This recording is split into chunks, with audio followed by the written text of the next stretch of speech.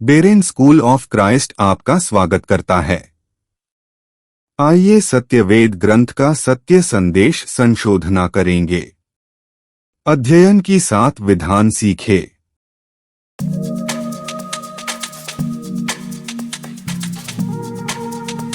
भजन अध्याय 12 वचन 6।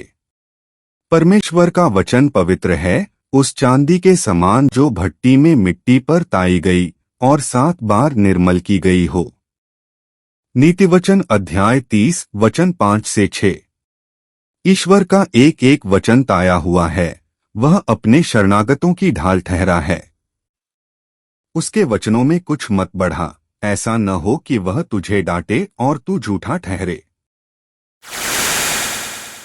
उसके शब्दों में कभी कुछ न जोड़े, अपनी व्याख्याओं से उन्हें कभी दूषित न करें। भजन अध्याय 18 वचन 30। ईश्वर का मार्ग सच्चाई, यहोवा का वचन ताया हुआ है, वह अपने सब शरणागतों की ढाल है। फिर मेरे पास गंभीर प्रश्न हैं।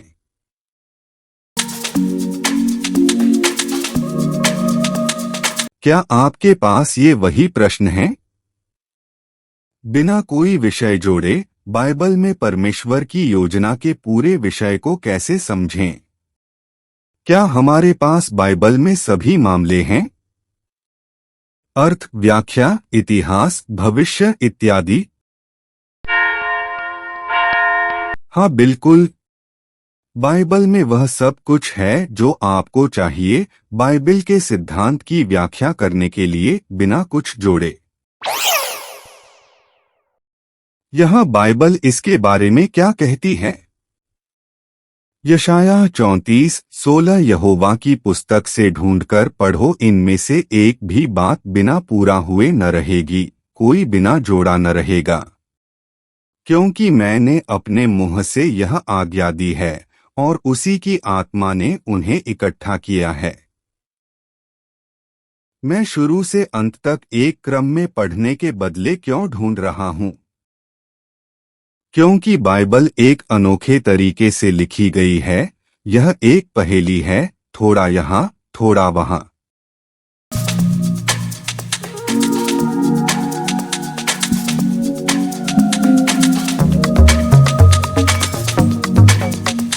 यशायाह अध्याय 12 वचन 10-13। नियम पर नियम, नियम पर नियम, थोड़ा यहाँ थोड़ा वहाँ, इसलिए यहोवा का वचन उनके पास आज्ञा पर आज्ञा, आज्ञा पर आज्ञा, नियम पर नियम, नियम पर नियम है, थोड़ा यहाँ थोड़ा वहाँ, जिससे वे ठोकर खाकर चित्त गिरें और घायल हो जाएं और फंदे में फंसकर पकड़े जाएं।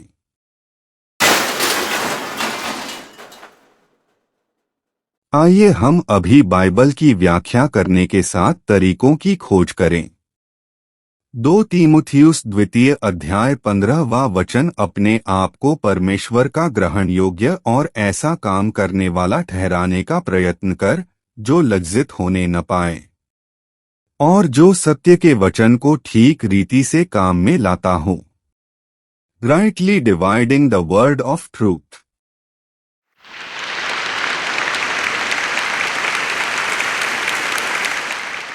बाइबल एक पवित्र पुस्तक जो परमेश्वर के वचन को समझने की कुंजी रखती है।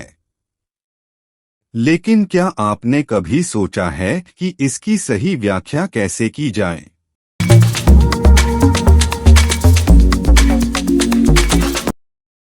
बाइबल स्वयं हमें 7 विभिन्न विधियों का प्रबंध करती है। प्रत्येक विधि अपने वास्तविक अर्थों को उजागर करने के लिए महत्वपूर्ण और अद्वितीय है।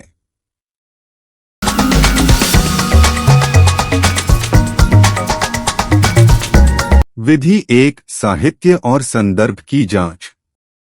ऐतिहासिक और सांस्कृतिक संदर्भ का अध्ययन करके हम मूल इच्छित धारणा में अंतर्दृष्टि प्राप्त कर सकते हैं।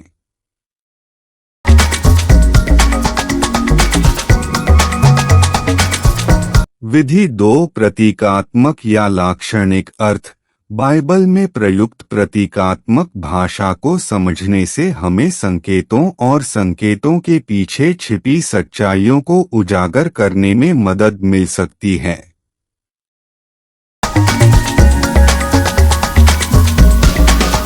विधि 3 सपने और दर्शन जो अद्वितीय सिद्धांत बोलते हैं। सपनों और दर्शनों के माध्यम से व्यक्त किए गए दिव्य संदेशों पर ध्यान देने से हमें महत्वपूर्ण सिद्धांतों को समझने में मदद मिलती है।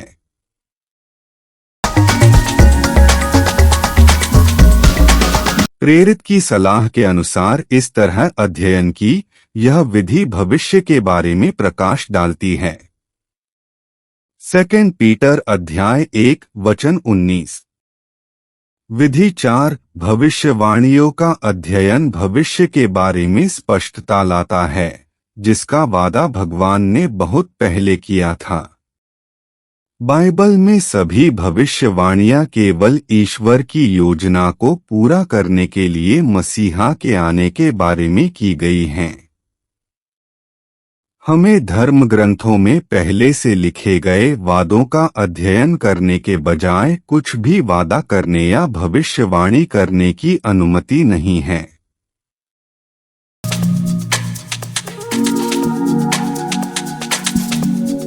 विधि 5 कालानुक्रमिक इतिहास से संबंधित समय सीमा अध्ययन। बाइबल की घटनाओं को ऐतिहासिक समय सीमा के साथ जोड़ना हमें परमेश्वर की योजना के ऊपर एक व्यापक दृष्टिकोण प्रदान करता है। न केवल अतीत के इतिहास का, बल्कि हम भविष्य का भी पूर्वाभास प्राप्त कर सकते हैं।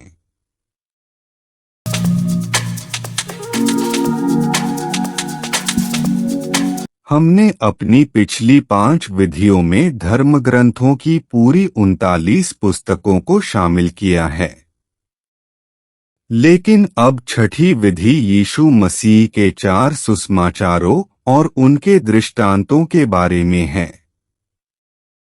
यीशु द्वारा कहे गए दृष्टांतों का अध्ययन करना। उन्होंने 39 पुस्तकों के प्राचीन धर्म ग्रंथों को पढ़ाने के लिए लगभग 39 दृष्टांतों का उपयोग किया, ताकि हमें धर्म ग्रंथों से आध्यात्मिक पाठों को समझने में मदद मिल सके। मैथ्यू अध्याय 13 वचन 34। ये सब बातें यीशु ने दृष्टांतों में लोगों से कहीं, और बिना दृष्टांत वह उनसे कुछ न कहता था।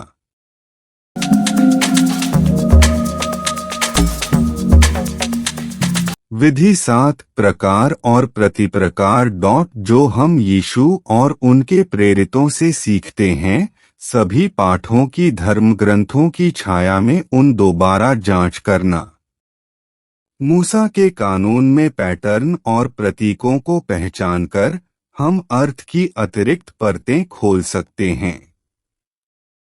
इब्रानियों 10वां अध्याय वचन 1।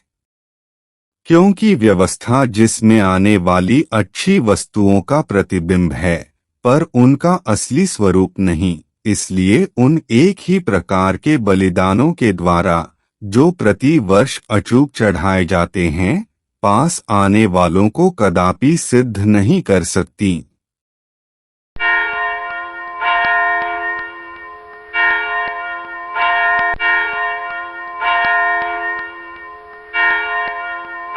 वचन को मिलावटा करने वालों शास्त्रों का गलत व्यवहार सख्त वर्जित है।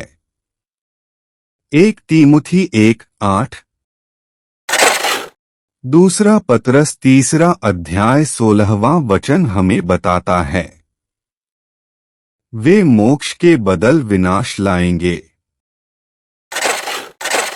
1 कुरिन्थी अध्याय 2 वचन 16 प्रेरित पौलुस घोषणा करता है, यदि तुम शास्त्रों में जिज्ञासा नहीं करते हो, तो तुम्हारे पास सत्य की आत्मा बिल्कुल नहीं है।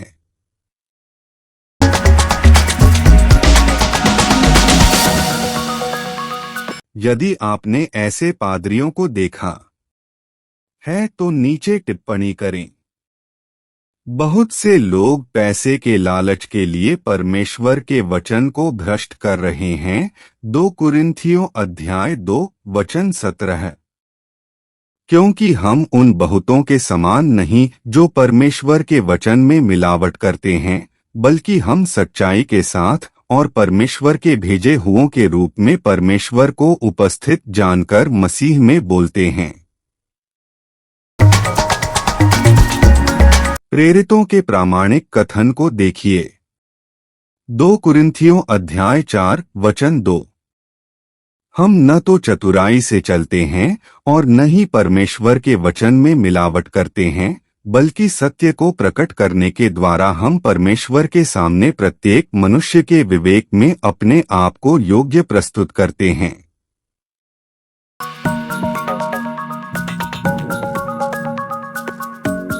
आज आपसे यीशु का एक प्रश्न। लूका अध्याय 10 वचन 26। शास्त्र में क्या लिखा है? आप कैसे पढ़ते हैं?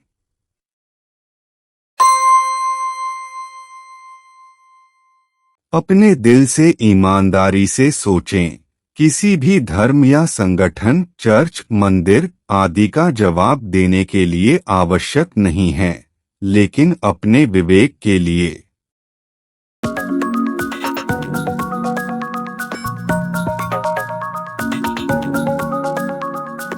बाइबल में उल्लिखित ये 7 विधियां हमें परमेश्वर के वचन की गहराई का पता लगाने के लिए उपकरण प्रदान करती हैं।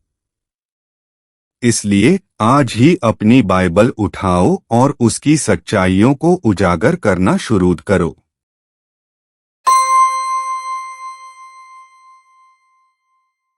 इस वीडियो को देखने के लिए धन्यवाद।